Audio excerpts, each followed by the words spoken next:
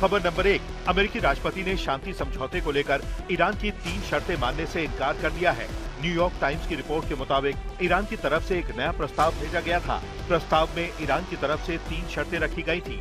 America guarantee दे कि दोबारा Iran पर हमला नहीं करेगा, ईरानी बंदरगाहों की नाकेबंदी अमेरिका हटाए और ईरान के परमाणु प्रोग्राम और यूरेनियम एनरिचमेंट प्रोग्राम पर दूसरे राउंड की वार्ता के बाद ही चर्चा हो। रिपोर्ट के मुताबिक ट्रंप मानते हैं कि परमाणु प्रोग्राम पर चर्चा के बिना समझौता होता है तो अमेरिका का मकसद पूरा नहीं होगा।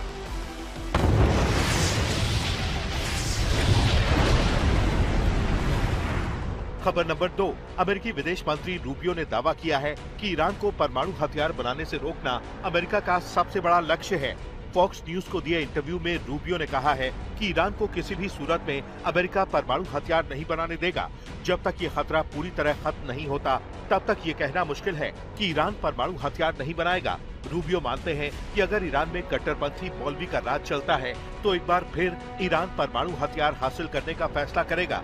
ऐसे में परमाणु प्रोग्राम पर ईरान को कोई छूट देना असंभव है।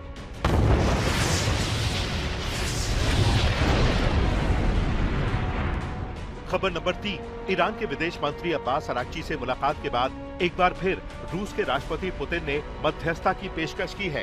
पुतिन ने कहा है कि अगर अमेरिका और ईरान के बीच स्थायी समाधान के लिए रूस की मध्यस्थता की जरूरत पड़ेगी तो वो जरूर करेगा।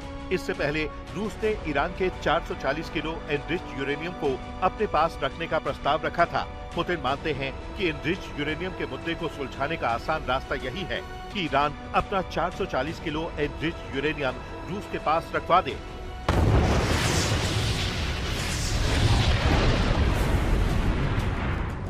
खबर नंबर 4, रूस के राष्ट्रपति पुतिन के साथ ईरान के विदेश मंत्री अब्बास अराक्ची ने मुलाकात के बाद बड़ा दावा किया है। अराक्ची के मुताबिक राष्ट्रपति पुतिन के साथ उनकी बहुत अच्छी और लंबी वार्ता हुई। 1.5 घंटे चली मीटिंग के दौरान पुतिन ने ईरान पर अमेरिका और इजराइल के हमले की निंदा की है।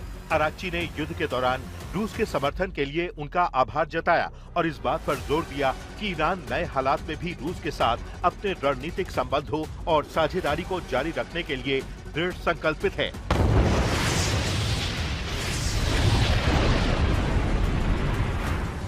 खबर नंबर 5, ईरान के साथ समझौते को लेकर अमेरिकी राष्ट्रपति ट्रंप ने एक बड़ी मीटिंग की। व्हाइट हाउस की तरफ से कहा गया कि राष्ट्रीय सुरक्षा टीम की मीटिंग में हुर्मुज को फिर से खोलने और ईरान के प्रस्ताव पर चर्चा की गई।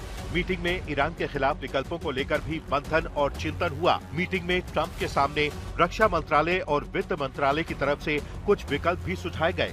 रॉयटर्स की रिपोर्ट के मुताबिक ट्रंप ईरान के साथ युद्ध खत्म करने के नए प्रस्ताव को लेकर नाखुश थे।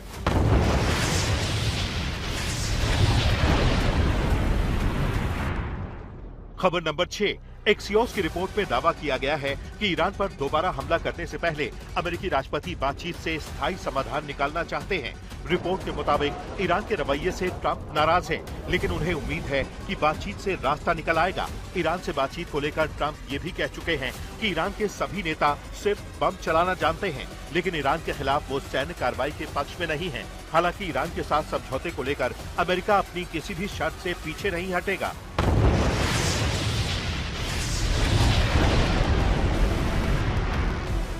खबर नंबर 7, ईरान ने यूएन की सिक्योरिटी काउंसिल से अमेरिकी नाकेबंदी की निंदा करने की अपील की है। ईरान की तरफ से कहा गया है कि ईरानी बंदरगाहों की नाकेबंदी अंतर्राष्ट्रीय कानून का उल्लंघन है और वैश्विक समुद्री यातायात के लिए एक बड़ा खतरा है। ईरान ने चेतावनी दी है कि अमेरिका की सैन्य कार्रवाई आने वाले दिनों में दुनिया के अहम जलमार्गों में समुद्री सुरक्षा और यातायात की स्वतंत्रता को खतरे में डालने वाली है।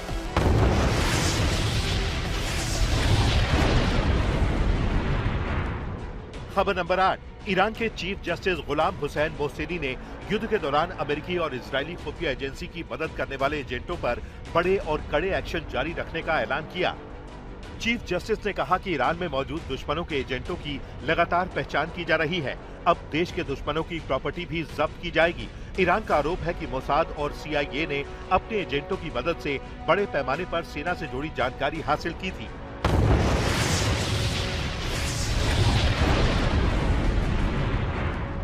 खबर नंबर 9, फ्रांस ने हुर्मुज पर ईरानी पहरे और ईरानी बंदरगाहों पर अमेरिकी नाकेबंदी का विरोध किया है।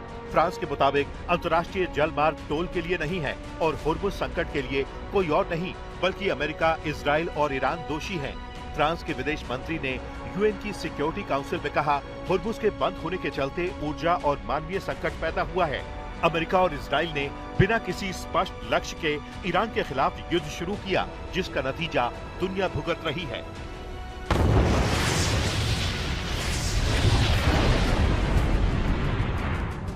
खबर नंबर 10। इजराइल के प्रधानमंत्री नेतन्याहू ने दावा किया है कि सैन्य एक्शन के चलते अब हिजबुल्लाह के पास महज 10% हथियार बचे हैं।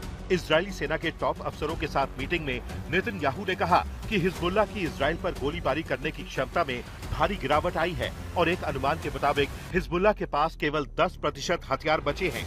वहीं लेबनान के साथ युद्ध विराम के ऐलान के बावजूद इजराइल की तरफ से हिजबुल्लाह के ठिकानों पर हमले जारी रखने की बात कही गई है।